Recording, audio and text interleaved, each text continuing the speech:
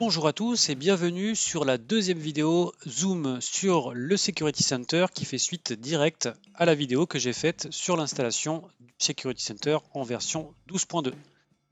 Comme prévu, on va voir aujourd'hui l'installation de la console web d'administration qui va permettre de gérer le Security Center, mais cette fois-ci non plus en MMC, mais en console web. Pour cela, je récupère donc l'installateur de la console web en version 12.2. C'est important d'avoir la même version que votre Security Center. Je double-clique sur l'exécutable et je vais procéder à l'installation de cette console web. Tout d'abord, on va choisir la langue d'installation de la console. Donc ici, c'est simplement le wizard d'installation. On va prendre en français pour plus de praticité. On fait suivant. On va confirmer l'utilisation du contrat de licence. Ensuite, on choisit le répertoire d'installation de cette console Security Center console web. Et on arrive aux options de l'adresse IP et du port. Donc ici, j'installe la console web directement sur le serveur où Security Center est présent. Donc effectivement, je peux tout à fait garder l'adresse localhost 127.0.0.1 et par défaut, le port de la console web étant 8080. Vous pouvez changer ce port si vous le souhaitez, tout simplement en vérifiant si le port est accessible sur la machine ou pas.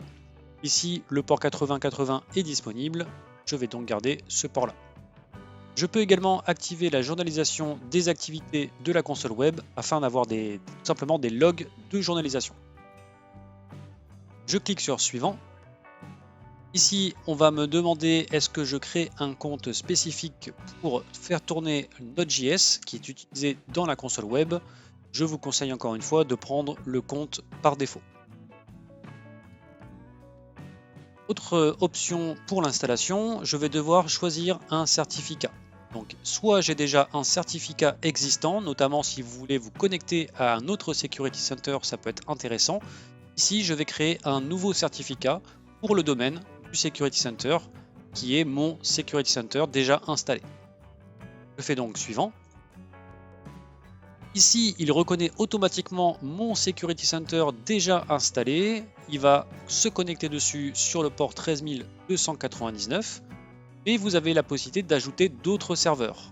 Vous avez tout simplement la nécessité pour se connecter à un autre Security Center à travers cette même console d'administration, à indiquer le nom du serveur de Security Center, le port du serveur d'administration, également le certificat qui sera très important, sinon la connexion ne pourra pas s'effectuer. Donc il suffira de récupérer le certificat du Security Center que vous avez déjà installé ou celui de votre client afin de l'importer dans cette console de façon à pouvoir vous y connecter.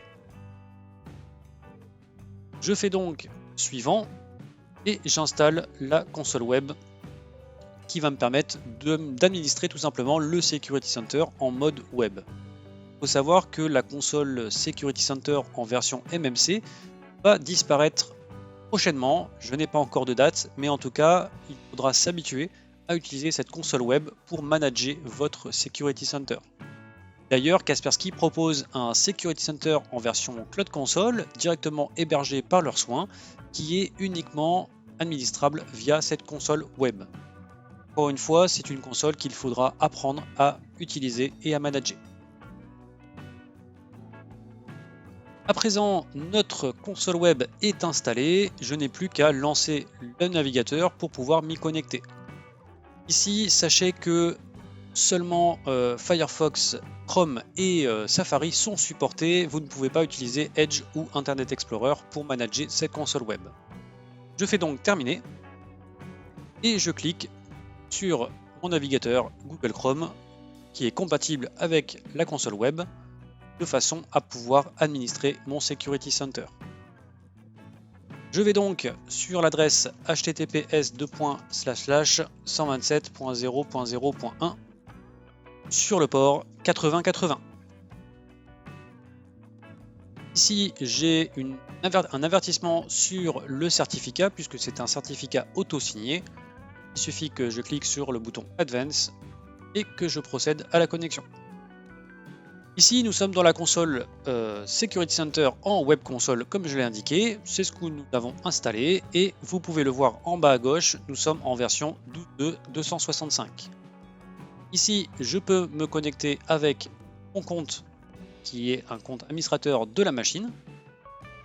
Tout simplement en insérant le login et le mot de passe. Et ici, dans la paramètre avancée, vous pouvez choisir votre serveur d'administration virtuel également si vous possédez des serveurs d'administration virtuels dans votre console Security Center. Je me connecte et j'arrive dans la console web Security Center qui est tout simplement manageable par internet ou directement en local sur le serveur Security Center. Ici, vous avez un tutoriel qui est présenté, qui possède de mémoire 17 étapes pour vous aider à naviguer à travers les menus et à comprendre un petit peu comment celle-ci se gère tout simplement. Ici, je vais tout simplement passer le wizard. Vous pouvez tout simplement aussi lancer la configuration initiale de votre Security Center si ça n'a pas été fait, puisque moi j'ai installé mon Security Center mais je n'ai pas fait le Quick Start qui me permet de déployer les protections sur les postes clients. Ici, je fais tout simplement la croix pour arrêter le wizard de déploiement et je me retrouve dans cette console web qui va me permettre de pouvoir manager mon Security Center directement à travers un navigateur. Vous avez une partie à gauche qui va vous permettre de naviguer dans les différents menus de votre Security Center. Sachez que toute opération effectuée dans la console web se répercutera dans votre console MMC et vice versa. Je vous invite à suivre les prochaines vidéos sur la partie Kaspersky. La prochaine vidéo sera le déploiement de l'agent avec les best practices pour le configurer. Vous pouvez aussi vous intéresser à la partie formation Kaspersky que je dispense pendant 3 jours, que ce soit en présentiel quand tout va bien et également à distanciel. Vous avez toutes les informations directement sur notre site www.whatsoft.com. Merci et à très vite.